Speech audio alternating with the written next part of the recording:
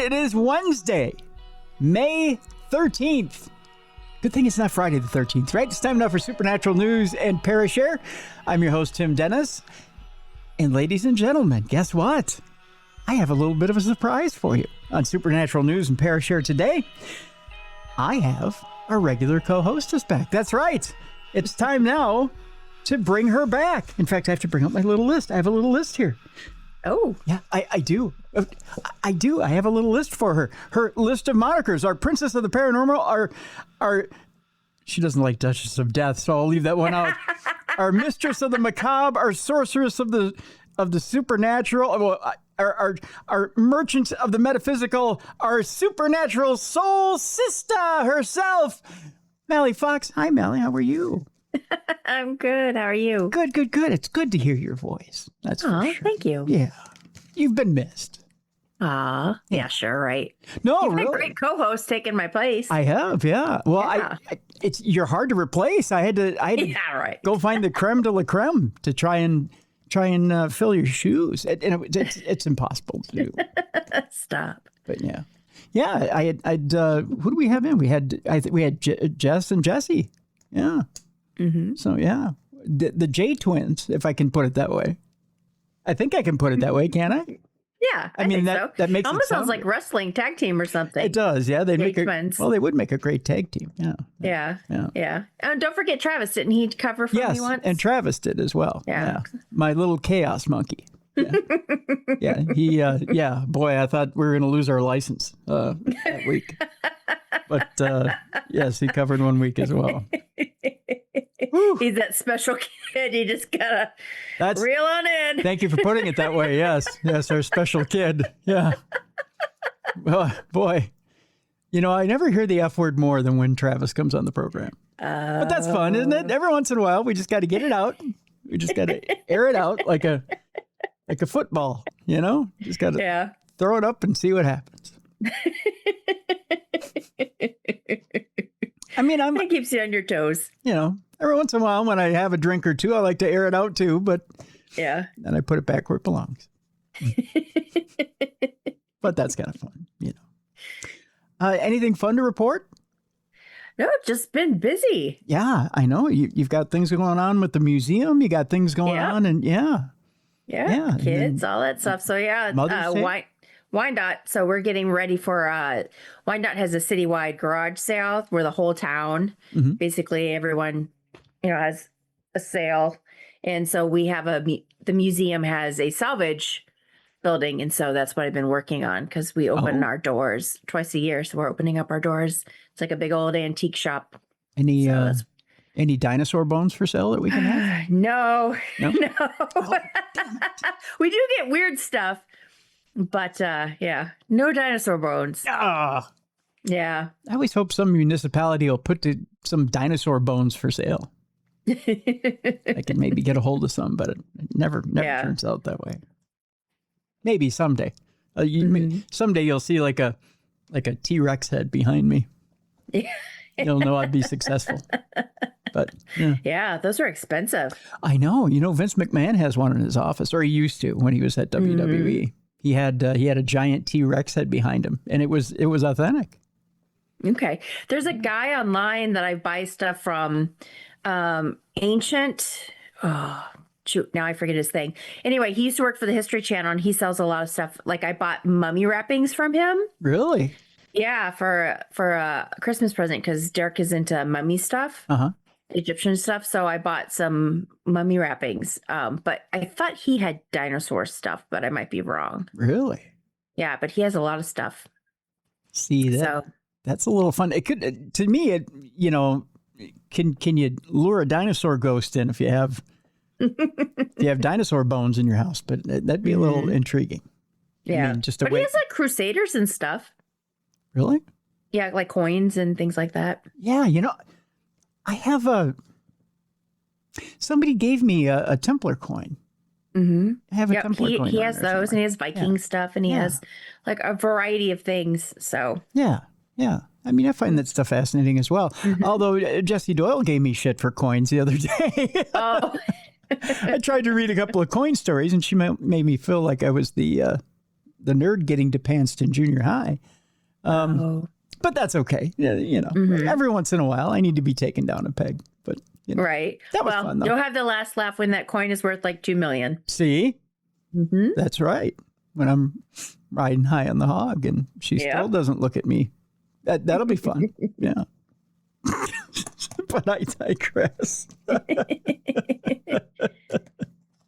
It's always fun to be taken down a notch. By a woman. By a woman, nonetheless. It's like I didn't have enough of that in grade school and junior high and high school. It's fun. It's good times. Anyways, we should jump into supernatural news here before I need therapy again. Lots of stuff to report today, Mallie. I'm telling you, the UFO news is not stopped. I don't think it's going to stop until summer, as we got slapped in the face with the glove of some UFO files this week. It was a light tap. It was a baby tap. In fact, some people thought we were being smited with UFO files this week, that it was a little bit of a joke. We'll talk about that this week. That it was much ado about nothing to some people. To other people, they thought maybe it was a little bit promising. We'll talk about that. We'll talk about what happens when your robot gets its drill jammed up on Mars. What do you do with a drill jam up on Mars? That's a little bit of a conundrum. An interesting story about I'll tell you, if I had about $12 million right now, I would buy me a potentially haunted mansion of a famous guest that's been on this program. Ooh. I'll tell you about. I'll go halvesies. I'll tell you about that today. Okay. Yeah, because that's something else. That's intriguing history here, Mallie. I'll tell you about that on the flip side after the break. I have an interesting, actually kind of our AI segment today is a little funny. The entire segment's funny. I did this just for you, my friend. Oh, thank you. Yeah. It's not so much doom and gloom as it is funny outtakes today for that, for the AI segment. The CIA's mind control program may be in trouble. And we'll tell you why. And it has to do with those scientists that are missing. Oh, yeah. So that comes up today. We'll also tell you about how the U.S. military once spooked Cold War insurgents with vampire folklore. It's an interesting news segment today. And then for our palate cleanser today, I'm trying to remember what I put together for a palate cleanser. You ever have one of those days? I know I put one together. Where did I put it? That's what she said. Hello. I know I have one. Well, I'll tell you what it is here in a little bit. Let's just get started, shall we? We'll get started with those Trump UFO files. They're finally here, and the Pentagon has released its first batch of documents. Although some of you may be going, right. The long-awaited release of the U.S. government's secretive files on the UFO phenomenon has actually happened. After months of teasing the release of the files, the Pentagon has today, or actually this past week, uploaded what it's believed to be the first batch of many such documents into the Department of War's website. The files, which appear to have been sourced from multiple government agencies, are primarily in the format of PDF files because they're ahead of their time when it comes to technology, and can be browsed and downloaded at www.war.gov/UFO/. It's a technical website. Additional batches of files will be reportedly added to the site over the coming months. The Pentagon wrote in a press release, the American people can now access the federal government's declassified UAP files instantly. The latest UAP videos, photos, and original source documents from across the entire United States government are all in one place. No clearance required. That was a Phil Collins album, wasn't it? No clearance required. There's already a lot to go through, but reports indicate that the first batch of documents includes details of some previous undisclosed UFO sightings reported during the Apollo 12 and 17 missions to the moon. That was probably the most intriguing thing, I think, out of everything, was the fact that there was one picture from the moon where you look up, you actually see a triangle of lights. Yes. Yeah. That was probably the most intriguing thing out of everything. There are also numerous UAP reports concerning encounters over multiple different countries. Whether the files contain anything particularly conclusive remains to be seen, but no doubt we'll be hearing a lot more about what's in there over the coming weeks as news agencies and UFO researchers get the chance to sift through everything that's there. I'll tell you, so far, there are some disappointed people that say it's a nothing burger. I wouldn't call it a nothing burger. But just that one picture from the moon alone tells us that, hey, you know what? Some of these astronauts that were talking years after they went up there and said that, you know what, we're not alone. There were things up there. They're being vindicated, which is kind of nice. You know, it's kind of nice to see. There are some new details of UFO and alien encounters emerging from FBI files. The newly released files that do contain multiple accounts of UFO encounters and references to extraterrestrial visitors from the FBI. Mere hours after the Pentagon released that first batch of Trump's UFO files, the internet was alive with debate, discussion, and speculation as researchers and news agencies sifted through the documents for anything that might help to shine some new light on the phenomenon. Many of the documents contain things that we've heard of before, stories of UFOs interfering with electronic equipment, objects exhibiting extraordinary speeds and capabilities, and testimonies from military personnel detailing close encounters with UAPs in airspace across the world. One of the more interesting new documents is a memo discussing how a book, Flying Saucers, Serious Business by author Frank Edwards, had significantly increased the public's awareness of the phenomenon in the 1960s. A few witnesses have reported seeing crewmen who had landed from the objects, who are described as 3.5 to 4 feet tall, wearing what appear to be spacesuits and helmets, the memo reads. The above is being called to the Bureau's attention in view of the press report of mounting pressure for a civilian-controlled investigative agency to handle UFO matters. The memo was sent to the director of the FBI as well as to Edward Condon, a nuclear physicist who briefly worked on the Manhattan Project and who headed up a major government-backed study into the UFO phenomena. It discusses Edwards' claims that the UFOs are space vehicles sent to observe activities on Earth. Many of the persons named in the book who have reported them are reliable individuals. I'm sure they're available too if you ask them, including law enforcement officers, military personnel on official duty, military pilots, commercial airline pilots, civilian defense officials, etc., the memo reads. A number of photographs of the objects have been reproduced in the book, some reportedly taken by reputable persons. Many reported sightings are from atomic and missile research areas. This particular document is compelling because not only does it show that the FBI was interested in what an author had written in a book about UFOs, but also that the claims presented, which echo many of the reports still emerging today, were being taken quite seriously. It also shows that, or how the FBI was keeping tabs on what might be influencing public perception of UFOs. The files, again, are available at war.gov/UFOs/ or UFO/, not S, but UFO/. I know, such a complicated URL. Do you think they'll ever show us like a picture up close to one of the UFOs instead of far away? You know, that's a good question. Maybe actually one of the videos that came out, or I don't know if it's a video or a picture, showed that 8-pointed star that was moving. That was pretty clear, although this is my problem with it. Grainy black and white footage that came from a security cam.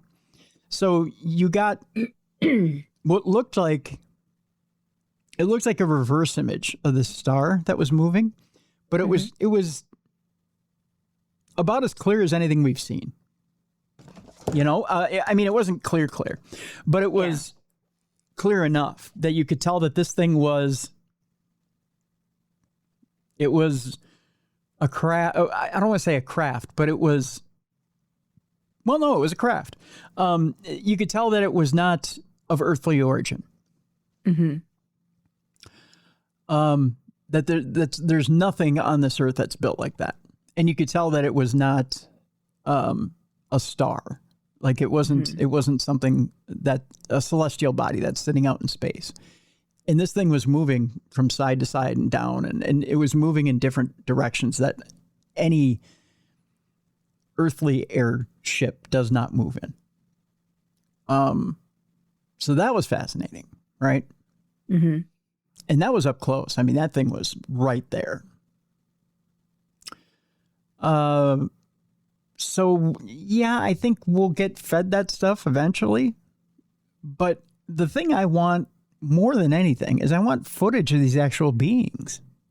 Mm. You know, and I want pictures, not just pictures. I want video of them supposedly working on these bodies, or film footage. Right. Of working on these bodies that they supposedly recovered from Roswell and other crashes. I mean, is there autopsy footage? Mm-hmm. Right? I mean, let's get down to the meat and potatoes of this thing.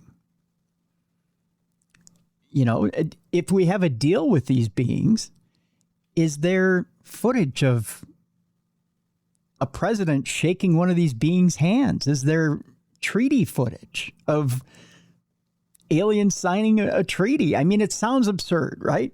Yeah. But is there? You know, is there footage of us exchanging technologies? Is there some sort of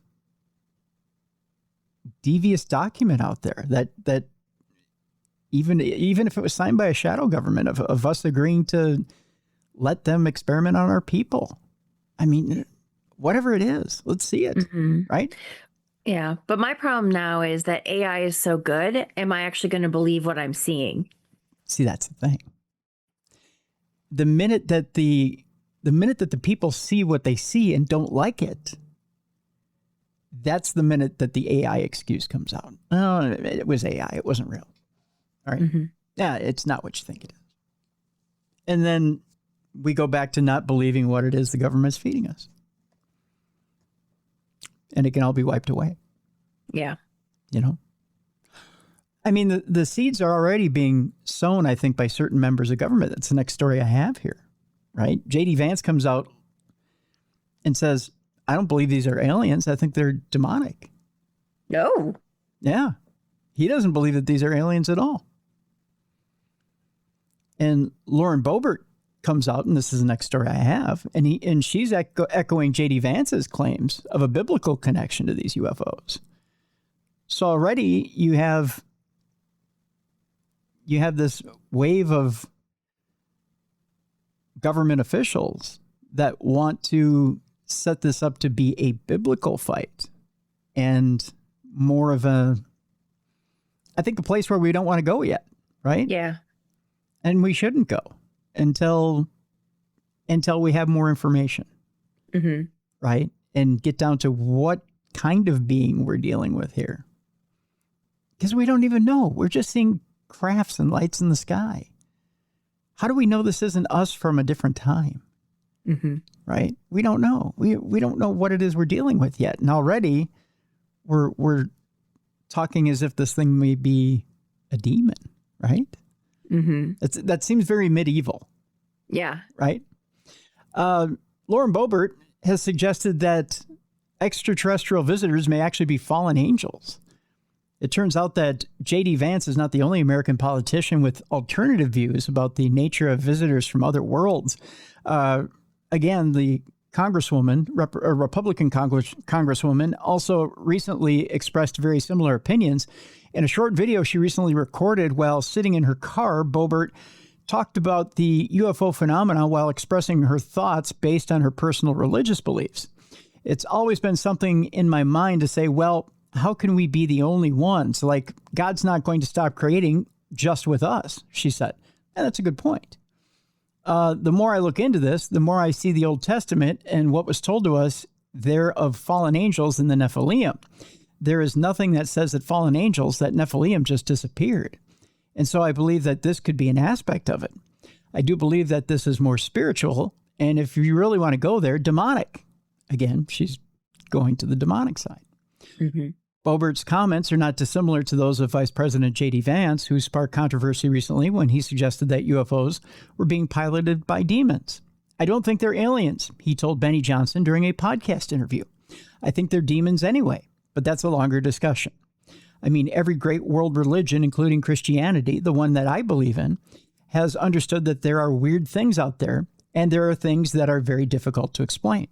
Now, as I brought up with, I don't remember if it was with Jesse or with Travis, you know, you have the Pope that says, well, I'll bless any alien, you know, I'll give them a blessing, and by all means. If they come on by, I'll give them a blessing if they want. You know, I'm willing to welcome them in. Well, there's a reason for that. You know, it's the old 1-2 punch, right? Mm-hmm. If you're willing to come in and be blessed, well, then obviously you're not a demon. True. Because a demon won't take the old holy water to the head, right? Mm-hmm. Otherwise, they'll be vanquished. So they can't be a demon. They're obviously a child of God. So no argument. That's the trap. And I understand that, you know, having been a former altar boy, I get the trap. I get it. You know, if an alien will walk up to the Vatican and be blessed, well, then obviously they're just an alien. They're just another form of life. And they're willing to meet with the Pope. A demon won't cross the threshold, supposedly, unless they're a higher form of demon that has no cares and that religious talisman doesn't work on them. Mm-hmm. It's an interesting fight, Mallie. That's for sure. Another politician rings in on disclosure. Former President Obama says contact with intelligent aliens has not happened yet. Now, is he the only one who's fighting back on this deal? That's the question you have to ask. The former U.S. president has reiterated his thoughts on conspiracy theories and government cover-ups. Back in February, President Obama turned heads when, during a quick-fire questions round on a podcast with host Brian Tyler Cohen, he said, aliens are real, but I haven't seen them. They're not being kept in Area 51, he added. There's no underground facility unless there's this enormous conspiracy and they hid it from the President of the United States. I smell a little bit of a bullshit going on here, but, you know. And his remarks attracted so much attention, in fact, that Obama was later forced to clarify what he meant. He said, I was trying to stick with the spirit of the speed round, but since it's gotten attention, let me clarify. Statistically, the universe is so vast that the odds are good that there's life out there. But the distances between solar systems are so great that the chances we've been visited by aliens is low, and I saw no evidence during my presidency that extraterrestrials have made contact with us. Really, he said. You know, whenever someone says really, or believe me, or trust me, exactly. You know, opposite. You're pushing a little too hard there, pal. Fast forward to the present, and now during a chat with Stephen Colbert, which I find it interesting that Stephen Colbert pushed him on this, because he really did push him hard on it. Obama made another reference to alien life, once again, playing down any government knowledge. He said, here's the thing. For those of you who still think that we've got little green men underground somewhere, one of those things you learn as president is the government is terrible at keeping secrets. Again, he's trying to make it look like the government's bumbling around and they're not competent at keeping this secret for a very long time. Who's to say it's the government machine as we know it that's keeping the secret? Mm-hmm. And it's not someone who's a lifer inside government who's keeping that secret. This idea of conspiracy theories, Obama went on to say, if there were aliens or alien spaceships or anything under the control of the United States government that we knew about, seen, photographs, what have you, I promise you some guy guarding the installation would have taken a selfie with one of the aliens and sent it to his girlfriend to impress her. There would be leaks. See, I find a huge problem with that logic, because President Obama, all due respect, has said, I don't trust that the serviceman who guards things with his life, who takes his oath seriously, who defends things with honor, with his life or her life, and is given a task and told, don't talk or else,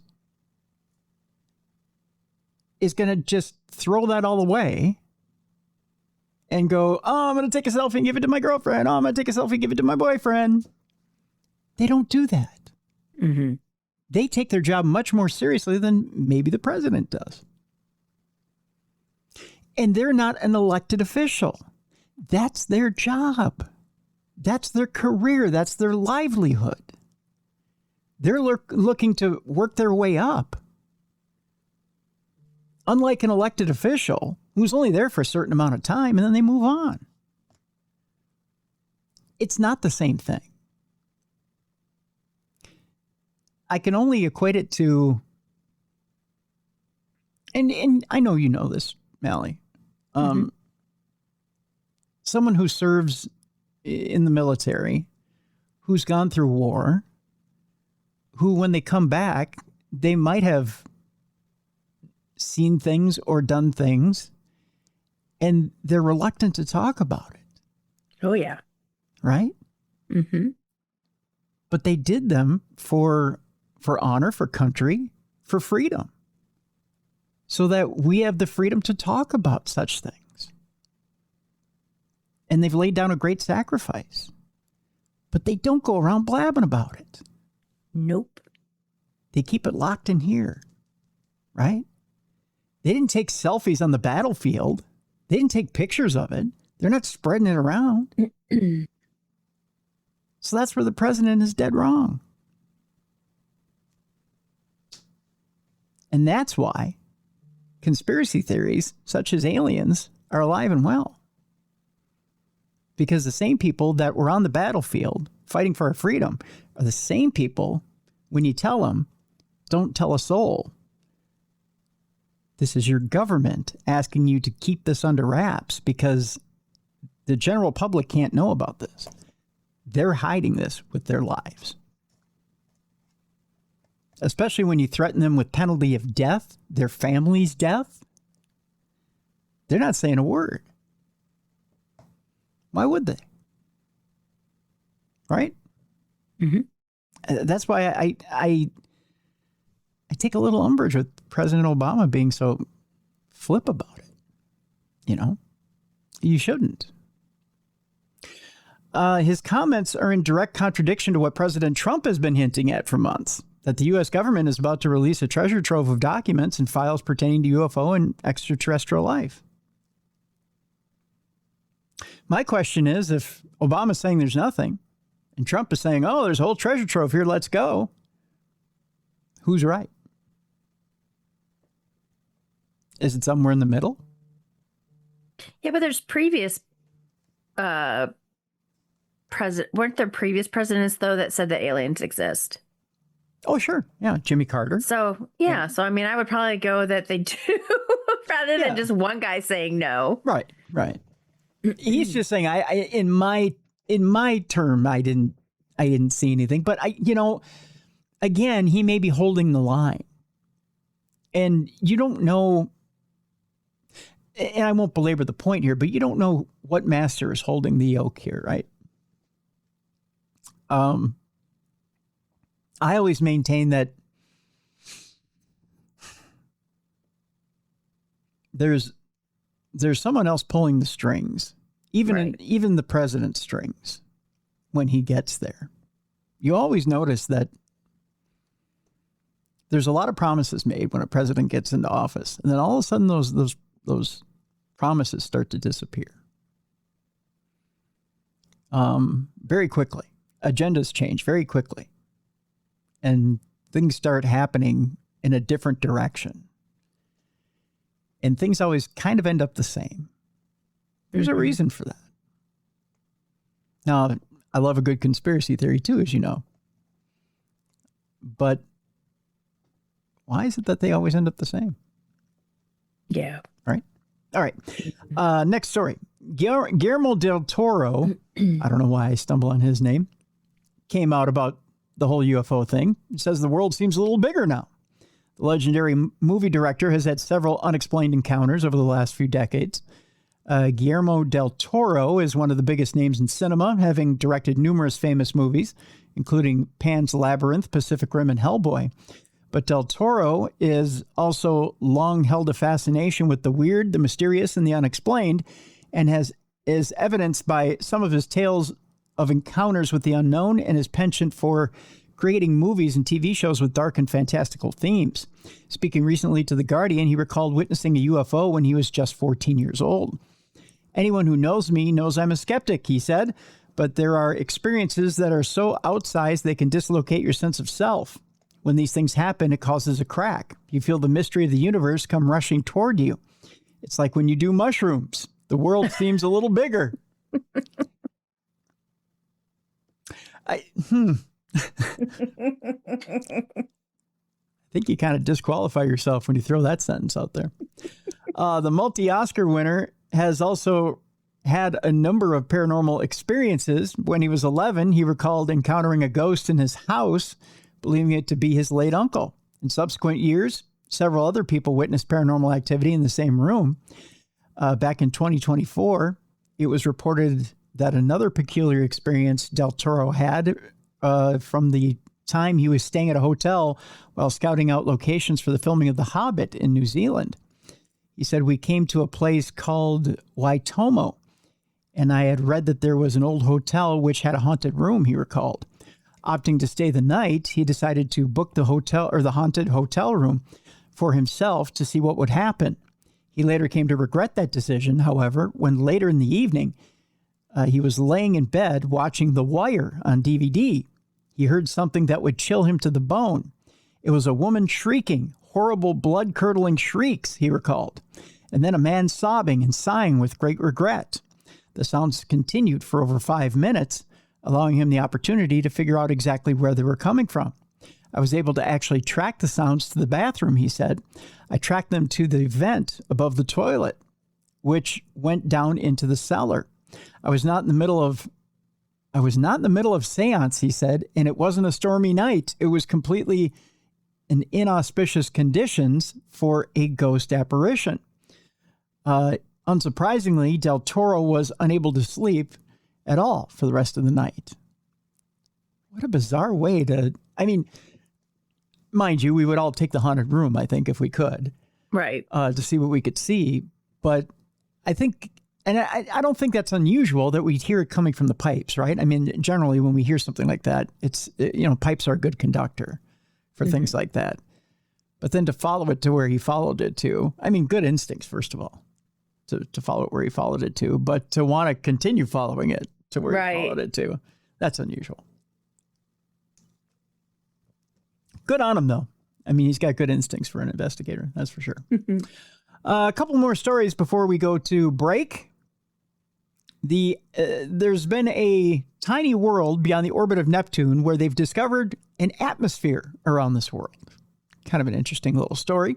The remarkable and completely unexpected find has called into doubt what we know of atmospheric retention. With a diameter of just 500 kilometers across, the unimaginatively titled world, boy, are you ready for this? 612-533-2002 XV93, there's no test on this, I'm not going to expect you to remember it, has taken astronomers quite by surprise. Situated in the cold and distant region of the solar system beyond the orbit of Neptune, I don't know why I pronounced it like that, this small icy world may have seemed like most other trans-Neptunian objects if it weren't for one critical detail. This one somehow has an atmosphere. Based on what we know about atmospheres, this shouldn't really be possible, as this tiny object would seem to be far too small to retain one for any significant length of time. Thought to be comprised of methane, nitrogen, or carbon monoxide. The atmosphere of 612-533-2002 XV93 is admittedly, I sound like Marvin the Martian when I say that, 612-533-2002 XV93 is admittedly extremely thin, around 5 to 10 million times thinner than that of Earth. But how could it come to be there? Could it be something, or could something be replenishing it? Well, one possibility is that this tenuous atmosphere may have been deposited there by a comet impact, while another is that some form of volcanic activity may be creating it. Whatever may be the case, astronomers have never seen anything quite like this before. If such a tiny, insignificant piece of ice and rock can maintain an atmosphere, then it opens up the possibility of finding atmospheres in unexpected places throughout the cosmos. It also brings up the question, Mal, can we generate an atmosphere on a different planet in case we need to get off this rock? Right? Yeah. Because we keep looking at Mars for some reason. I don't know why. I know, and I don't know why we keep choosing that planet. I don't know. I know there's the whole von Daniken thing of did we initially come from Mars? But why we keep trying to go back to it, I have no idea. Speaking of going to Mars and things on Mars, it turns out that NASA's Curiosity got its drill jammed in a rock, and it got stuck for days. How you get that thing unstuck is beyond me. Once you get a drill jammed in a rock up on Mars, I think you're sunk, right? Yeah.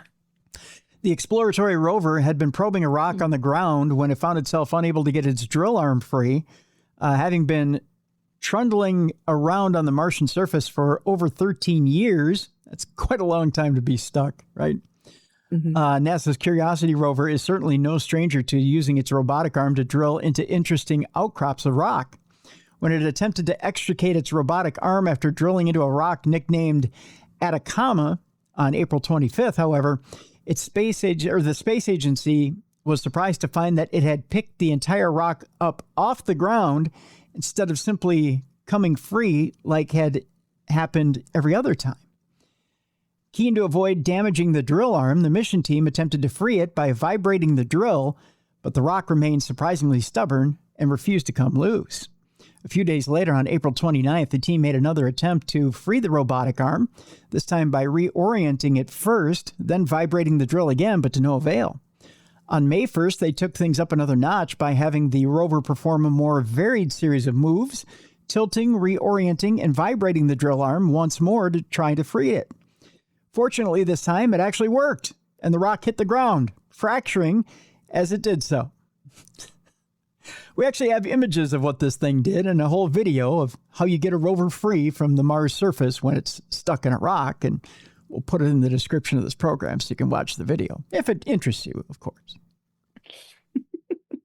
Sometimes you have nothing better to do at work than watch Curiosity get free from a rock. And you're welcome, folks. I gave you something to do for a few minutes at work. That's all I can say. You're welcome. All right. When we come back, Mallie, a happier AI segment for you, my friend. Good. It's about time. You're welcome. It's your welcome back gift. That's all I can say there. An NFL giant, if you will, from yesteryear has passed away. We'll talk about that. A famous guitarist is selling his mansion, but it comes with a paranormal secret, or does it? We'll talk about it when we come back. Interesting, huh? A NASA scientist describes what she saw during 3 near-death experiences. Wow. We'll talk about that when we come back. The U.S. military once spooked Cold War insurgents with vampire folklore. There's that story when we come back as well. And Colossal Biosciences, if you remember, they manufactured dire wolf pups. They now want to breed them. Oh, Jesus. Yeah. We have that story coming up later in the program as well. And yes, there is a palate cleanser, folks. And yes, Virginia, I'll try and find it. It's somewhere in my stack here. But we do have those stories. It's coming up next with your buddies Tim and Mallie right here on the best in paranormal podcasting. It's Supernatural News and Parashare right here on a Wednesday on Darkness Radio.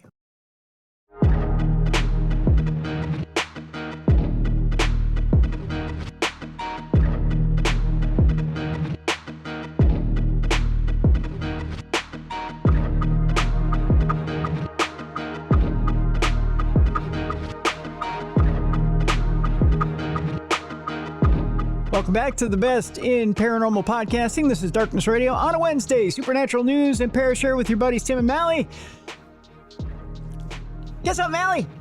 What? It's time for a segment that is today going to make you happy. At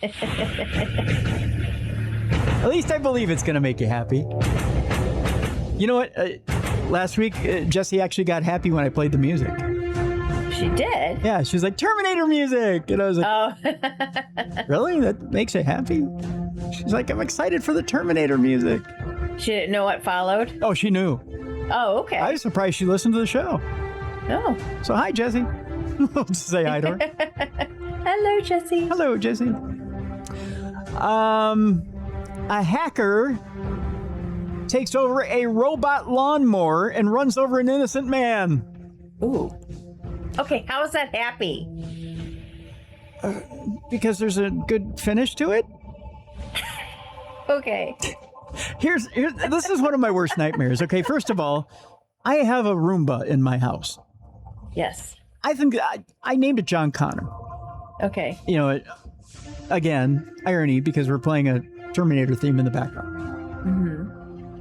I named him John Connor because he's stupid as shit. He really is. I can set him up, and everybody goes, "Oh, Roombas are great." They're not. They're horribly stupid. This thing will go in a corner and hump the corner for 45 minutes, and I'll just end up sending it back to its station because it doesn't do anything. It doesn't vacuum anything. It doesn't get anything done. I end up taking out the vacuum and vacuuming the entire house. Do you have one of these things? I do. Ours is named Fortune after the comedian. Oh, does it do anything but hump the corner for 45 minutes? I mean, it did a good job, but I would get impatient because I'd want it to like hit a certain spot. So I'd pick it up and then hit the spot and then let it roam around. But yeah, It doesn't really. I don't use it as much as I used to when I first got it. Yeah. Now they have the smart one. Have you seen the smart one that supposedly spritzes on it squirts on your rug and then it rolls over it? No, You haven't seen that one? It's supposedly powered by AI, which is even worse. Okay. Yeah. Well, I told you that my washer and dryer is powered by AI. I know you've told me that. That terrifies me. Yeah. How is that going, by the way? It's actually going very well. So I mean, I like it because I am the person that forgets to take the wash, to take the clothes out of the wash and put it in the dryer. So because it's all, one, what is it called? 2-in-1. Yep. So I don't have to do that. Really? And my phone is hooked up to the washer dryer so that it lets me know, okay, your wash is done. This and that, did you clean out the lint thing? All that stuff. So has it asked you yet? Have you checked the children? Has it done anything like that? No. Okay. No. All right. Because the minute it does that, it's time to get rid of it. Yeah. Well, I'm afraid for you for that scenario. This guy, he says he's lying in the dirt and it's coming for him. I'm just giving you this scenario. Right. You're sitting on the couch and all of a sudden you hear something squeak, squeak, squeak, squeak coming at you. It could be the washer dryer combo. Well, it is ventless, so it can probably move. See? It's not attached to the wall. Right. It's not attached to anything, right? So here's the scenario. They asked the question, is building autonomous robots equipped with sharp oscillating blades that roam in your front yard a good idea? What about connecting them to the internet? I don't think it's a good idea at all. And it says, we'll tell you what's a bad idea, leaving these machines painfully vulnerable to hackers. Reporter Sean Hollister from The Verge was the victim in this scenario. He was suddenly found on the verge of experiencing a grisly incident after someone took control of his Yarbo robot lawnmower. I saw this thing online a couple of years ago, and I thought, this is the worst idea in the history of worst ideas. Because someone's going to hack this thing eventually and just go on a spree of killing people. Yeah, I can't see it's a good idea. So Hollister writes in a riveting new piece for the outlet, I'm lying in the dirt, it's coming for me. Then with a lurch, it's climbing up my chest. If Andreas Macris doesn't stop the 200-pound robot lawnmower in time, it could drag its blades across my body, he's quoted as saying. Hollister, or fortunately it says here, wasn't harmed in the making of the article. Macris, a white hat hacker, nearly 6,000 miles away in Germany, merely wanted to prove a point. Oh. Wanted to prove a point? I can do whatever I want with all the bots, Macris told The Verge.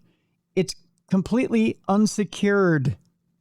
Even if someone pressed the emergency stop button, he added, a hacker like himself could send another command to turn it back on. Alarmingly, the Yarbo robots had the same root password, Macros found. In theory, a black hat hacker who discovered this vulnerability could seize control of an entire army of Yarbo robots, since the security flaw is present in all of them. In fact, he created a map that showed the locations of over 11,000 Yarbo robots across the world, forming a global smart lawnmower army. Imagine that. Mm-hmm. An army of global smart lawnmowers. It raises the possibility for all kinds of havoc. Perhaps someone could pull off an impressively petty act of sabotage against a nemesis neighbor, or start creating crop circles across the country to stoke an old-fashioned UFO panic. There's that, right? Or they could use it to seriously harm someone or spy on them. Maybe they could even steal the autonomous lawnmowers. In any case, it's not something that should be happening. The threat isn't just physical. Macros also demonstrated that he could pull the robot's owners' email addresses, Wi-Fi passwords, and the GPS coordinates of their house. So there's the stalker part of it as well, which isn't good. So there's that story. This isn't a happy story. Well, it's happy in that he didn't die.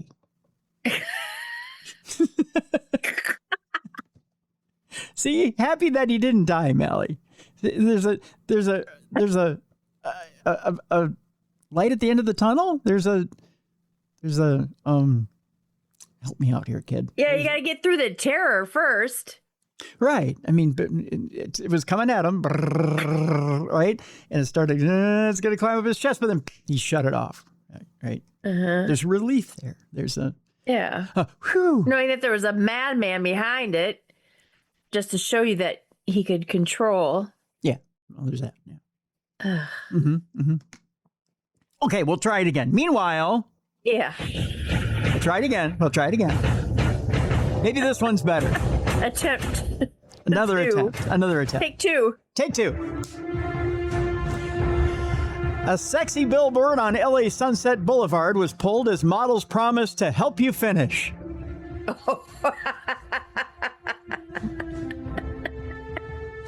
I think this one will go better. Okay. The ad, created by tech firm Just Sext, yes, that's the name of the firm, featured two AI-generated models posing in bikinis and was reportedly branded too revealing after passersby flooded the landlord with complaints. Good Lord. An AI billboard was pulled down in just under 24 hours after triggering a wave of complaints over its raunchy content. Oh, they should know better. They really should. It's just, you would think, right? You would think you'd know better. You would think. The advert, which appeared in Los Angeles' renowned Sunset Boulevard, was deemed too revealing after angry passerbys bombarded the landlord with objections. It had only been operational for a few hours after the backlash started to mount, so to speak. And despite the design receiving approval weeks beforehand, it was swiftly axed. Not asked, but axed. The contentious campaign was developed by tech company Just Sext and showcased two AI-generated models striking poses in bikinis.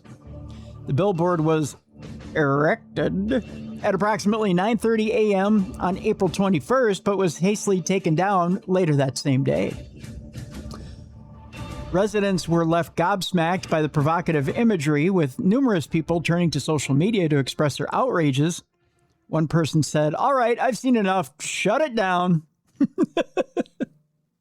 Another person added, "We are all doomed. Well, you simps are doomed." One local said, "We are progressing, just backwards, though." Another local said, "I think we're doing the wrong thing." One person added, "This is actually terrifying." It's just AI models with a double entendre. Mm-hmm. The firm behind the advert provides users with the opportunity to chat with so-called AI twins of their favorite adult stars around the clock. Well, that's horrible. I mean, that's just plain horrible. Executives maintained the billboard's concept had been sanctioned beforehand. Then why did they hang it? They said it was live for less than 24 hours. The art didn't change between that. You'd think in 2026, with everyone in the media and how sex usually leads to the tip of the spear in innovation and technology, it wouldn't be so shocking. So they're like, what? What, us?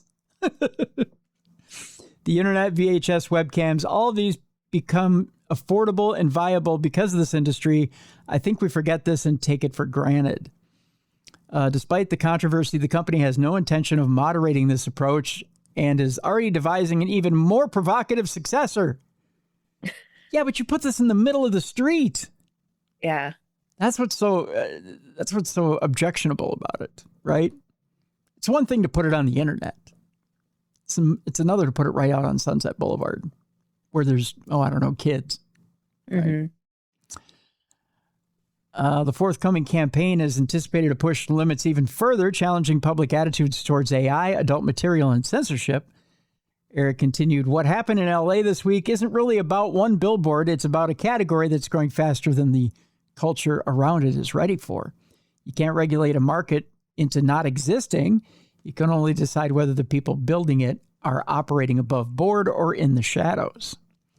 Just Sext claims it is spearheading the next generation of technology, meets adult entertainment by collaborating directly with leading performers to develop digital doubles that mirror their character and image. High-profile figures include Sophie D and Lena the Plug. I don't know. Does she have her own cartoon? I'm not sure who that is. Yeah, that doesn't sound good. Lena the Plug? Lena the Plug. I have no idea who that is. And they've already enlisted and endorsed their own AI counterparts. And despite the advertisement being withdrawn, appetite for the service has skyrocketed. Is that like Thomas the Tank Engine? I'm confused now. That's a little bit more innocent. Is it? I don't know. She doesn't help Thomas the Tank Engine with any adventures? Are we sure? I mean, I don't know. I've seen Bluey a couple of times. Is Bluey and Lena the Plug, do they work together? I'm not quite sure. I got to really start watching more cartoons. Mm-hmm. I don't know. I mean, I do have a brand new grandnephew. I got to get it back into this stuff. So yeah, I got to know what's what. I got to be up on the culture. I got to make sure he's watching the right things. Yes. I got to make sure Lena the Plug is above board. Stop saying that. It sounds so bad. Is it? I don't know. I mean, I don't want to sit Bennett in front of Lena the Plug and, have the parents upset with me now. Be looking at my nephew and go, what? The boy and I are watching Lena the Plug. Is this bad? Oh, it is. It is. Oh, boy. That's not where that goes. Yeah. I don't know. I need to be a good uncle, right? I mean, you're just trying to entertain the kids. So, so that the niece and nephew can get a break every once in a while. That's all I'm saying. That's why I have my emotional support prints right here on my microphone, because I'm having a hard time as I get older getting through life. I feel like you're like the 2026 version of Uncle Buck. I think I am. Yes. Yeah. Just, I need a little guidance at this stage in my life. Yeah. Some things need to be explained to me, Mallie. Yeah. Like exactly who the hell Lena the Plug is. I have no idea who this young lady is. Or even if she's real or not, I have no idea. Yeah. No idea. All right, moving on. As I think I probably should have 2 minutes ago. All right, a little bit of sad news. We'll start out with a quick obituary. Those of you who are NFL fans, Craig Morton, and no, he's not the founder of Morton's Steakhouse, although I love me a good steak. Craig Morton was the quarterback for the Dallas Cowboys and then later the Denver Broncos, and did go to a Super Bowl. Passed away at the age of 83 this past week. Actually, as we're taping, he passed away yesterday, on Monday of this week. sad story indeed. You may say, Tim, what's that got to do with the price of tea in China? Well, some of us are NFL fans. A lot of us are NFL fans. I know we have a lot of fans in the Denver area. But incredibly sad. Craig Morton, of course, passed away at 83. So I did want to mention that while we're on the program here. I want to segue a little bit into another person who's a good friend of the show before we go any further. Father Sean Whittington, who was on he was on your TV screens. You remember the Exorcist show that was on? And forgive me for not having the name off the top of my head. And you know what? I'll grab it here in just a moment. Like it was a TV series? Yeah. They had I don't want to say the cabal of exorcists. That sounds so horrible. Oh my God. What is wrong with me? You're getting old, Mallie, when you go, that show that was on TV, the one with all the exorcists that got together. Everything. Yeah. They had the individual, it was like the Super Friends, but it was exorcists. You know what I'm talking about, Mallie. God, I'm getting old. There's times where I think I probably need ginkgo biloba in my life. I know I'm getting off on a tangent here. If you were a woman, I'd say you're going through menopause. I think I am. I'm going through male welcome menopause. to my world. Yeah. I need a shot of something in my life. That's for sure. The the brain fog. Yeah, I'm having a bit of that today. I don't know what my problem is. I reached out to Father Sean Whittington because he had a book out last year and I wanted to get him on the show, but we'd kind of been missing each other. And so I had reached out to have him on here. I wanted to get him on either in May or in June because he had a wonderful book that was out there for quite a long time.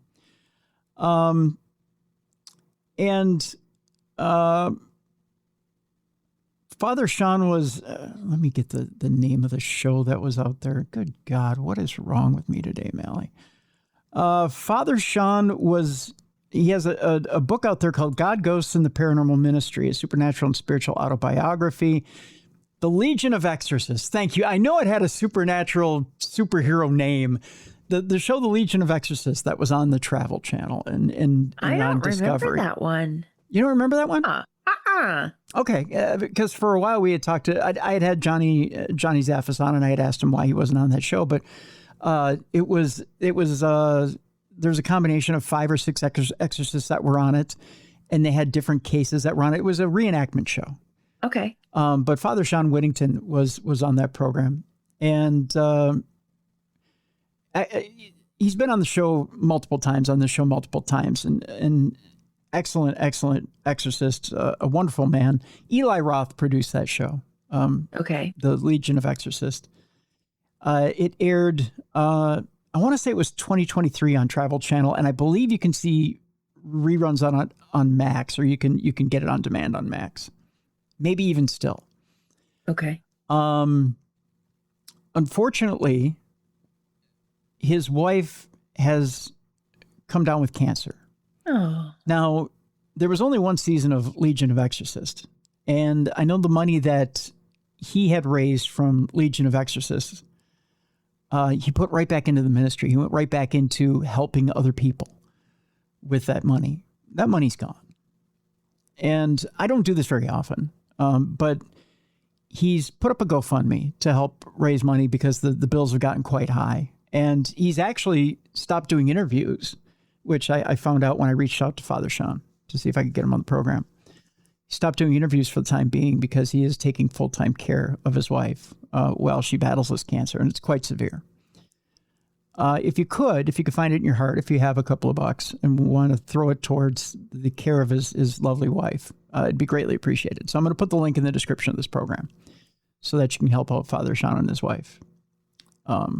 But he's a wonderful man. He's gone to any and every length to help whoever's been in spiritual need when they've been oppressed, possessed, whatever's been going on in their life, and thinks nothing of it. He drops everything to go help anybody throughout the country, throughout the world, when they have spiritual issues.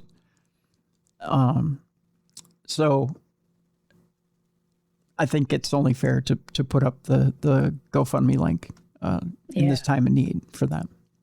So I'll do that in the description of this program so that you can help them out if you see fit.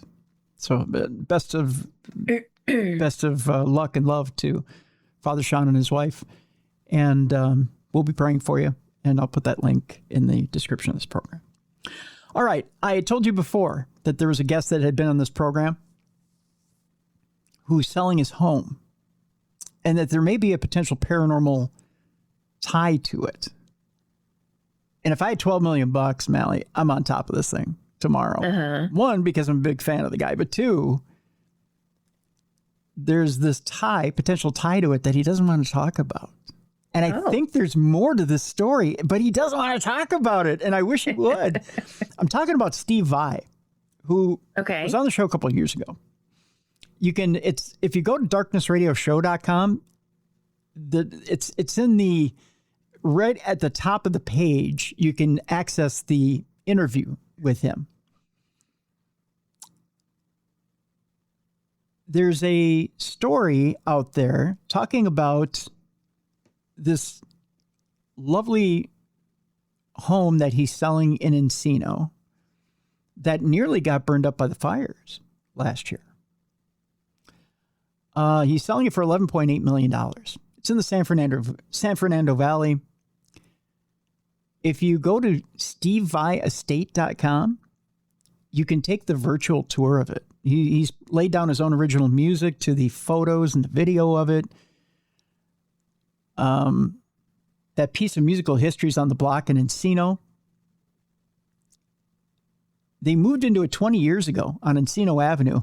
Get this, Mallie. It's in the same music row neighborhood where Tom Petty, Ronnie James Dio, Dave Grohl / Graham Nash, who is Steve's next door neighbor and has been for 20 years, Sergio Mendez and others also lived.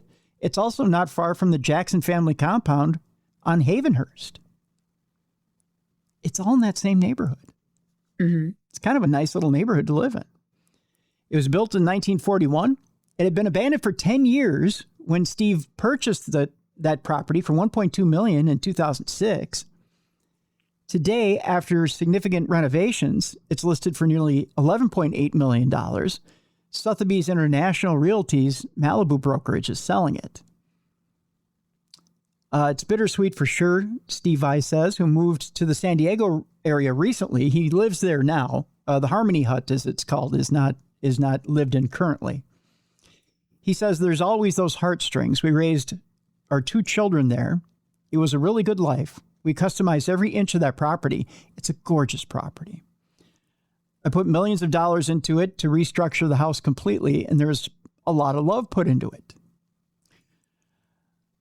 It's particularly true of the Harmony Hut, which is a highly customized studio built in a detached shack on the compound, which was where, get this now, this is the potential paranormal part to this property.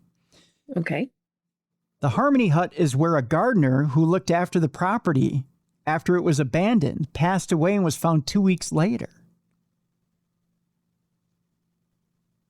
Right? Mm-hmm.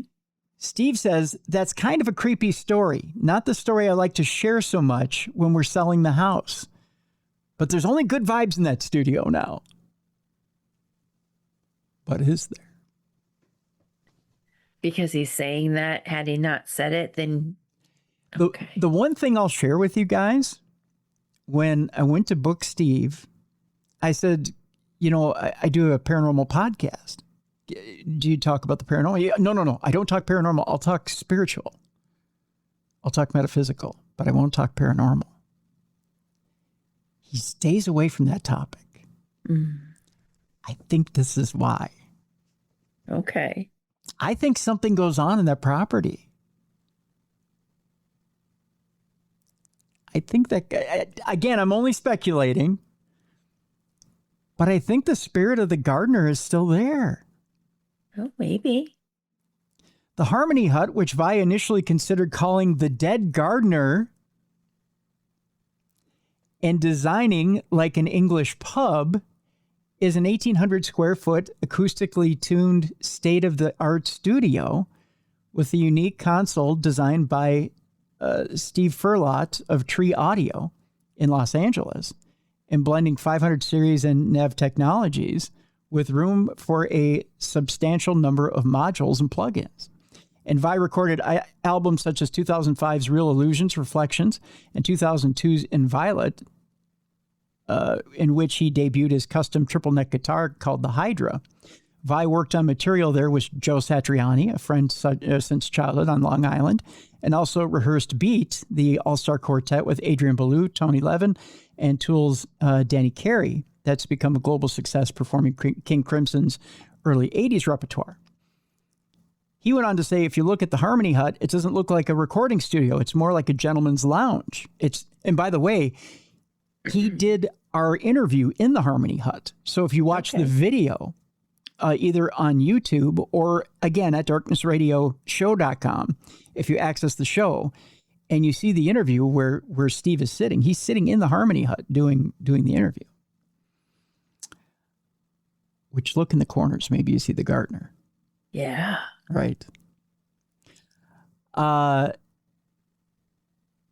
So he says he is leaving the studio, which also housed his extensive collection of guitars. By the way, you don't get any guitars with the Harmony Hut when you buy the house.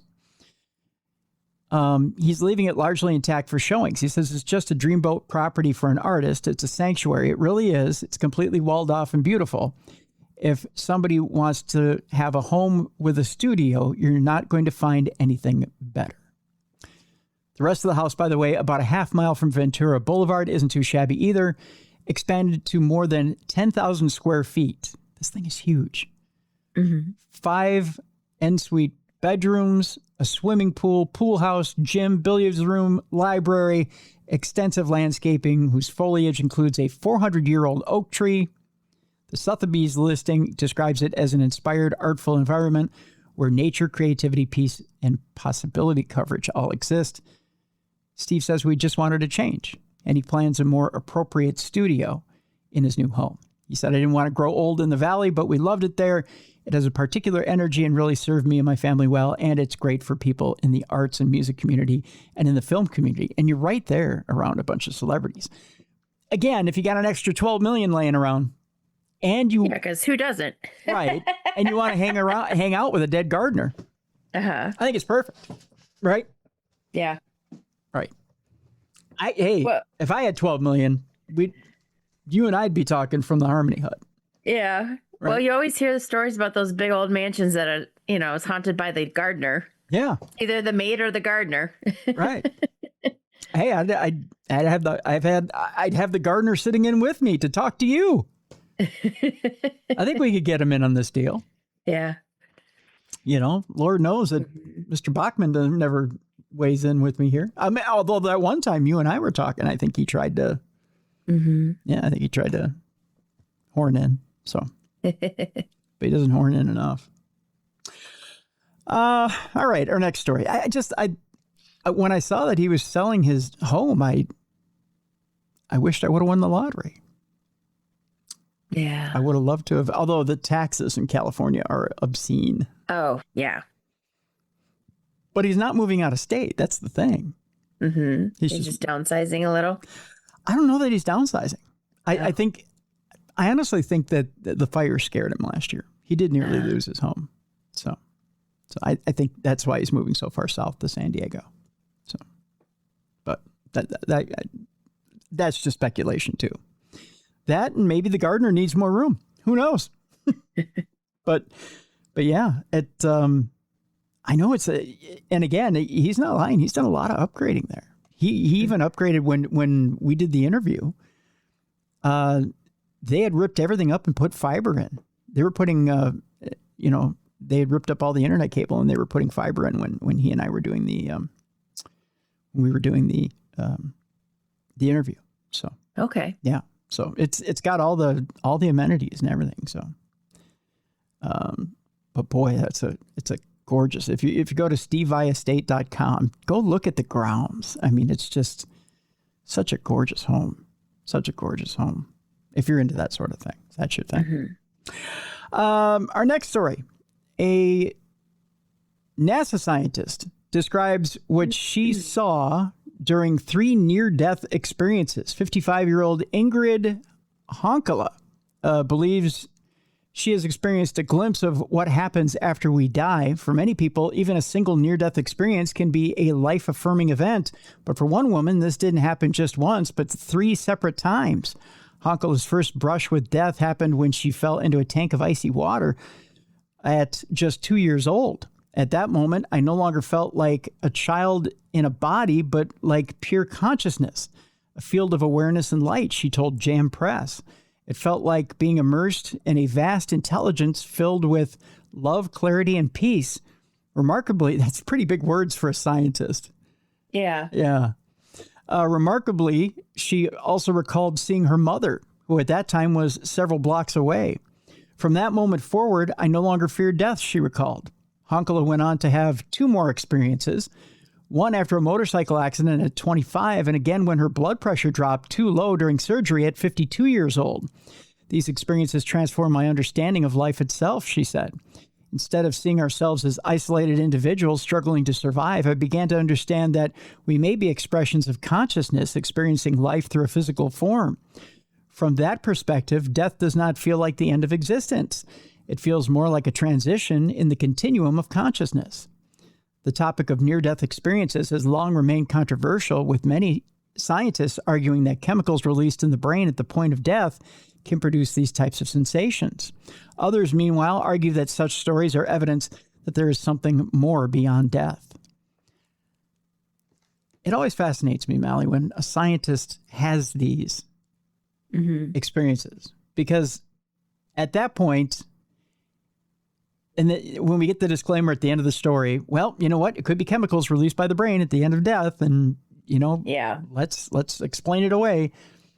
What the scientist has to say at that point. Because the scientist comes back and goes, you know what? No, you know what? I really do feel like we're just living through a physical avatar and there's more to come. And you go, holy shit, they got turned around. It's kind of interesting. Interesting stuff.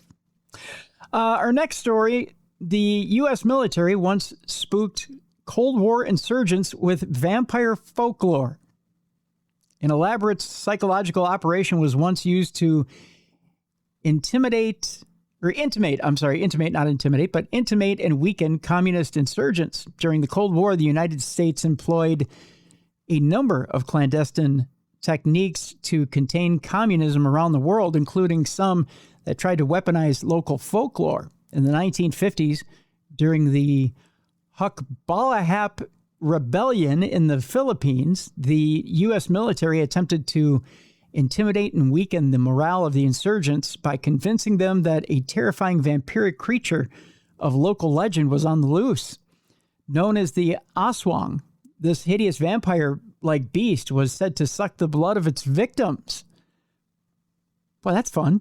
To make the insurgents believe that it was hunting them, American forces took the dead body of one of their comrades, added fang-like puncture wounds to the neck, drained it of its blood, and then placed it in a prominent location where the others were guaranteed to come across it.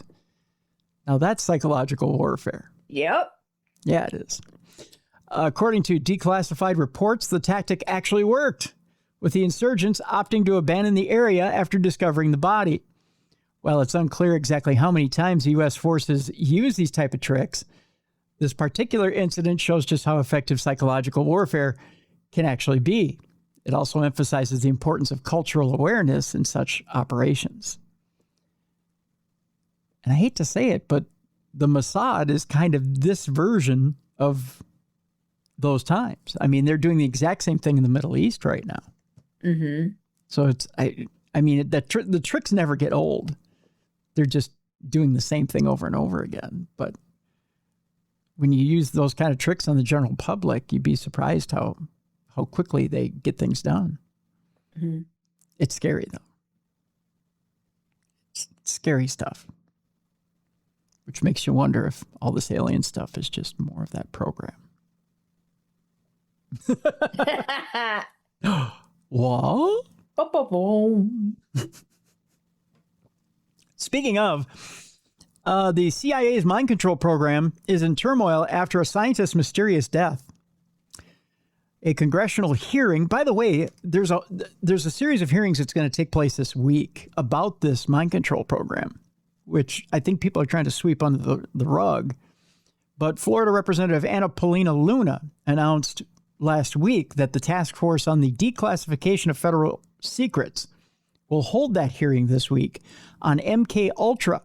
The CIA's MK Ultra program, conducted from 1953 to 1964, aimed to develop procedures and drugs for interrogations, weakening individuals and forcing confessions through brainwashing and psychological torture. Now, Luna had pushed to restart congressional hearings on the matter in February, citing a Daily Mail article that reported a newly surfaced document on mind control experiments that had been placed in the CIA's reading room the year before. The renewed focus has placed the CIA's MK Ultra program back under the microscope, particularly its use of drugs, hypnosis, and psychological testing on human subjects, as well as the death of one of its scientists. Dr. Frank Olson, a biological warfare scientist, was covertly dosed with LSD at a meeting and died 9 days later after falling out of his hotel room in New York City, which, by the way, was declared a suicide. Oh. Yeah. Although some people, including family members, believe he was murdered. A total of 144 projects were carried out under MK Ultra during that period, highlighting the vast scale of the CIA's secret experimentation program. One such document from 1956 detailed how the CIA considered testing the substances on foreign nationals, but ultimately concluded that unwitting testing on American citizens must be continued. So they'd rather test on us. Yeah. Yeah. We're like the monkeys. That's right. How fun. A CIA spokesperson previously told DailyMail.com the MK Ultra program ran from 1953 until the lack of productive results and ethical concerns about unwitting testing led to cessation in 1963. CIA is committed to transparency regarding its chapter of its history, including declassifying information on the programs and making it publicly available on CIA.gov. The Daily Mail has contacted the CIA for comment regarding the hearing announcement. I'm curious as to what's going to come out of this hearing. Tennessee Congressman Tim Burchett raised the experiments with the Daily Mail last week, comparing them to what he believes is unfolding within the U.S. scientific community as the White House investigates the cases of those missing and dead scientists that we talked about weeks ago. Burchett said, I just go back to the whole concept of MK Ultra. They kidnapped people and loaded them up with acid and other mind-altering drugs. They tried to erase their memories, he said. They were sued in court, then they claimed it didn't exist. In 1975, they ordered records destroyed and then later admitted that it had existed but no longer did. Which lies are we supposed to believe? It's a good question. Mm-hmm. Dr. Olson was one of at least 8 men given LSD on November 19th, 1953 as part of an MK Ultra experiment. Paul Vittich, Olson's nephew, told that to the Daily Mail. In statements made during a 1977 hearing about the activities of the CIA, according to Gottlieb, a very small dose of LSD was added to the bottle of I forget how that's pronounced. Is it Cointreau? Yeah. Which was served after dinner. In the days that followed, Olson became paranoid, barely ate, even threw away his wallet, identification badge, and money after believing his boss, Vincent Ruett, instructed him to do so. Olson was scheduled to travel to a mental health facility on November 27th at approximately 2:45 a.m. On November 28th of 1953, Ruett received a call from Dr. Sidney Gottlieb reporting that Olson had died. Olson's body was later found outside the Statler Hotel, where he had been staying on the 13th floor. Vittich said his uncle had moral qualms about the nature of the work that he was doing and was eventually seen as a security risk. Getting thrown out the window was a very convenient way of disposing of a national security risk, he added. To summarize my view, he was murdered. His family was not allowed to see the body and was told he had suffered severe facial injuries in the fall and had taken his own life. Later reports confirmed that Olson had LSD in his system at the time of his death. So those hearings are coming up this week. Mm-hmm. Interesting stuff. I have a Bigfoot story here for us quickly. A mysterious hominid encounter had a profound effect on a military veteran. A former Army staff sergeant founded his Bigfoot organization after witnessing 3 mystery creatures. Speaking recently on Fox and Friends, first, Todd Nice, a former staff sergeant in the Army's 1249th Combat Engineer Battalion, had an experience in 1993 that would stay with him for life. He had been taking part in a military exercise in the Oregon Coast Range when he allegedly encountered 3 large hominids standing up to 9 feet tall. Their silhouette was completely disproportionate in terms of his arm length and even the length of the legs as it pertains to a human torso, he recalled. According to Nice, the 3 creatures seemed to be curious and watched the exercises taking place. He was so taken aback by the sighting that upon retiring from the military, Nice founded the American Primate Conservancy, a nonprofit organization dedicated to the studying of Bigfoot phenomena. He has since been tracking and looking into the sightings across the United States. More recently, there has been a spate of sightings in Ohio. Ohio is actually, believe it or not, ranked number 4 of all the states in the United States that have sightings, and so it isn't really all that unusual, he said. This isn't the first time we've seen something like this, he also added. But does all this really point to the existence of a species of large bipedal ape-like creatures in the wild of North America, or could these sightings have an alternative explanation? If such a creature did exist, would we not have concrete evidence of it by now? According to Nice, capturing a clear photograph of Bigfoot is extraordinarily difficult. They're just a very rare species, he said. It's just the odds of getting one to fall right through that particular picture zone. It's very, very difficult, he added. Well, what are they, like Superman? They just vibrate really quick? Yeah. I guess. I have no idea. All right. I had told you earlier that Colossal Biosciences wanted to breed its de-extincted dire wolf pups. These things were genetically engineered, and they were kind of funny in the way they were engineered. They aren't true dire wolf pups, but now they want to breed them. A firm that claims to have brought the extinct dire wolf back to life is hoping to create a breeding population of the animals. Just over a year ago, Texas-based firm Colossal Biosciences revealed that it had succeeded in bringing dire wolves back from extinction, the first time that any extinct species had ever been resurrected using modern de-extinction techniques. To achieve this, scientists used cloning and gene editing techniques.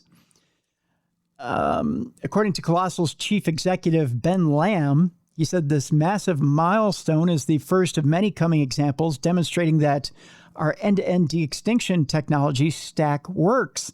He said our team took DNA from a 13,000-year-old tooth and a 72,000-year-old skull and made healthy dire wolf puppies. With this achievement, it would seem to be impressive. The claim has since been met with some significant skepticism from the scientific community, with many arguing that the pups aren't true dire wolves. Even so, the firm is showing no signs of slowing down, and now, according to reports, it's hoping to create more pups so that it will have a viable breeding population of the animals. They claim we will grow the population through assisted reproduction initially, and then eventually only rely on natural breeding. As things stand, the pups born last year are understood to be doing very well. The 3 dire wolves live on a 2,000-acre secure, expansive ecological preserve that allow us to monitor and manage them while providing them with a semi-wild habitat to thrive in, said Lamb. We hope to have more dire wolf pups by the end of the year. So it sounds like they're still cloning them, but eventually they'll naturally get them to produce. I don't know. Sound like a recipe for disaster, Mallie? Yep. Yeah, maybe. Maybe. Let's see here. I think do we have time for, what do we have here? We have time for 2 more than our palate cleanser? Let's see here. I think we might. A mystery drone boat laden with explosives was discovered in Greece. Authorities in the Mediterranean have been investigating and dearming the explosive-laden attack drone. The drone boat, which was brought to the attention of police officers after it was discovered by a fisherman in a cave in the Ionian island of Lefkada, has since been the subject of an ongoing mystery this week. Believed to be Ukrainian, the unmanned surface vehicle known as a Magura V3 Type C drone was brimming with explosives and was thought to be equipped with 3 detonators. It remains unclear exactly where it had come from, what its intended mission was, or how it had come to end up stranded in a cave in the Ionian Sea. One possibility was that it had suffered a navigational failure and had drifted off course.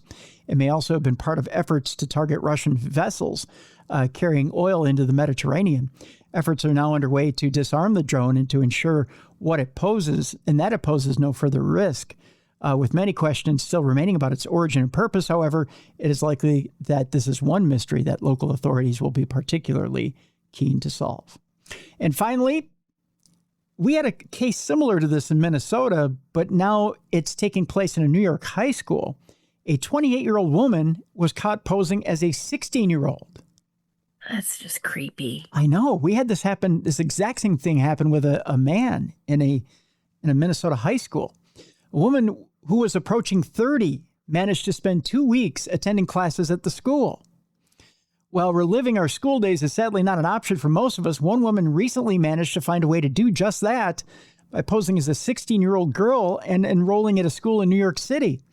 Claiming to have been born in 2010, she not only managed to complete the enrollment process, but succeeded in attending the school for quite some time before being found out. The ruse was uncovered when the school director became aware of her social media profile, which clearly showed that she was in fact 28 years old and had been born in the 1990s. Now, the one that was here in Minnesota, I believe he had been charged. He actually got found out and charged. I think he was 24. Jeez. Yeah, he was like 24 or 25 years old, and he was living with his parents. I mean, creepy of all creepies, right? Mm-hmm. But that's just bizarre. Why would you want to do that? I know in the one here in Minnesota, he was dating someone. Oh, is that why he got charged? Because he was dating? I think so. Because they had actually, and I think they were about to go to prom. Oh my God. If I remember right. It was just disgusting. It was a disgusting story. Ugh. But yeah, he got found out quickly. I think that was the way that he got found out was he started dating a girl. And I think it got to the parents, and the parents started asking questions like, maybe this guy's a little older than what he says he is. Right. And he got Did he found watch out. 21 Jump Street for the idea? But he's not turning in for drugs. Maybe, but what makes somebody think they can get away with that? That's just, I don't know. But why would you, if you're 24, why would you want to be dating someone in high school? Even 28. I mean, it's just no. Yeah. Right? That's just the maturity level, the difference is. Yeah. I mean, I mean, at that point, let go, let God, have a great life. Right. Ooh. But I mean, you just let it go. Right. I mean, I guess, is there a difference if it's, you're in a couple years into college and that person's still in high school? Or am I off here? I don't know. Or is even that not acceptable? That's still a little bit weird because you're at a different stage in life still. You know what I mean? High school, your maturity level compared to college. Yeah. You know what I mean? Because in college, you're exposed more, I guess. I don't know. No, I hear you. You're more grown up. Well, not some of the people I knew in college, not grown up, but theoretically, you're more mature in college. Yeah. More adult than you would be in high school. Right. This woman, by the way, in the out east in New Jersey, and I'm sorry, she's not in New Jersey. She's in New York. Was arrested, now facing charges of trespassing and criminal impersonation in the second degree, pleaded not guilty to both. The case is one of several prominent school enrollment fraud incidents to have arisen in recent years. So this isn't the first time. It's happened in a few. There was a case in New Jersey with another woman who was 29 who was caught in 2023 attempting something similar. She provided a fake birth certificate to help her get through the process. What in the world? I don't know. It's kind of like the new, how there's teachers who are preying on students. I mean, this is kind of like the reverse thing. Yeah. preying on students. It's a sick behavior. I know that much. We need a palate cleanser after that story. Yes, please. I know that much. All right. I hate to bring it up this way, but here's the palate cleanser. The maybe we shouldn't open the door to this type deal. Okay. Okay. Maybe we should let certain things lie. That's our palate cleanser for today. A Florida woman suspected she had a break-in happening at her home. Maybe she shouldn't have opened the door, because guess what she found? What? A Florida woman who thought there was an intruder and that intruder was trying to break into her home, investigated the ruckus only to find it on her lanai. Is that what it is? I don't know. Yeah, what the lanai. Okay. Yeah. And then found something more surprising. There were two alligators fighting. Whoops. Kayla Burris said she was inside her Ave Maria home with her sleeping baby recently when she heard a loud noise on her screen porch that was steadily getting louder. I thought somebody was breaking in because I never thought that the gators were going to enter my porch. But they did. She looked outside and discovered the cause of the sound was not a human intruder, but two alligators brawling on the lanai. The gators had shredded their way through the mesh. She captured video of one of the reptiles biting the other's tail. Yikes. It definitely looked like they were fighting over territory or something. Probably the human meat that's in the crib inside. Yeah. I mean, that's like veal to them, isn't it? I think. It wasn't a mating ritual that I had seen because there was blood and it had some hindquarters. Like in its jaws through the door. Ugh. They were fighting over food. Burris also captured video of a licensed trapper cornering one of the alligators as it destructively thrashed around on the porch. The gators were relocated. It was scary, Burris said. And I just warned everybody else in the neighborhood, like, watch your kids, watch the dogs, because it was fast and it was powerful. Florida's gator mating season began in April. The reptiles are known to become more aggressive and territorial during the season, which, by the way, runs through early September. That's a hell of a mating season. Yeah, another reason why I won't be living in Florida. Yeah, no, I'm not keen on the state myself. And this story, although it does have I think it has a happy ending. It might have a happy ending. It gave me a little bit of PTSD, and there's only one reason why. Uh-huh. The name of the mascot. You ready for this, Mallie? Yeah. The co-owner of a Boston bakery is offering baked goods as a reward for the safe return of the eatery's mascot. Okay. The mascot name? And I have to turn to my emotional support prince when I say this. The mascot's name is Swirly. Okay. I keep thinking of big bullies chasing me down the hall trying to give me one. Oh, okay. I was thinking ice cream. We were thinking totally two different things. I saw Swirly and I cringed. My butthole puckered when I saw Swirly. Yeah. Swirly is a fixture just outside of Flower Bakery on the Boston Common and was initially feared to have blown away during the winter. Well, why would you keep it outside during the winter? Right? But co-owner Joanne Chang said she has a good reason to believe the mascot is still nearby. He was possibly spotted in a nearby dorm window looking down longingly at home. We have reason to believe he may be confused about where he is. Swirly is sentient? I don't know. She said all the bakery wants is Swirly's safe return. To anyone who is temporarily sheltering him, thank you for protecting him this winter. Please return him safely, no questions asked. In exchange, we'll give you baked goods and our eternal gratitude, Chang wrote. Oh, that's nice. Yeah, that's nice. So please, give a Swirly, take a Swirly, I guess. Give him back or you get one. Yeah. One or the other. That's how I'd put it, but that's just me. What's going on in your world, Mallie? Oh, just... I'm just busy. Just busy. Just busy. Getting ready for Wyandott's big garage sale. Yes. Yeah. Mm-hmm. That's for sure. Yeah. Antique mall thing. Antique at the mall? Yak Arena. At the what arena? the Yak Arena. Do they sell yak there? Do they raise yaks there? It's our ice rink. Okay. Yeah, but there's an antique show at the Yak Arena, and then the garage sales, and then our place, which is associated with the museum. That's all happening this weekend. Right on. Yep. On. Tomorrow on the big program, Kieran Mace, this book right here, Paranormality, Normalizing the Paranormal. That's what we're talking about on the big program tomorrow. Kieran Mace will be with us. We'll talk about his book. G.L. Davies, author of Haunted Horror of, I believe that's Haversford West, says it's a fantastic read for everyone interested in the paranormal. We'll see if he's a fantastic guest for everyone listening. How does that sound? Sounds pretty cool. Sounds good to me. So that's tomorrow on the big program.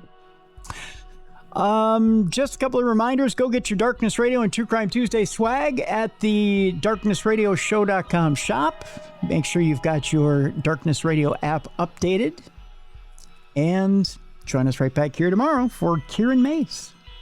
For Mallie Fox, I'm Tim Dennis. Thank you so much for joining us right here for Supernatural News on the best in paranormal podcasting. This is Darkness Radio.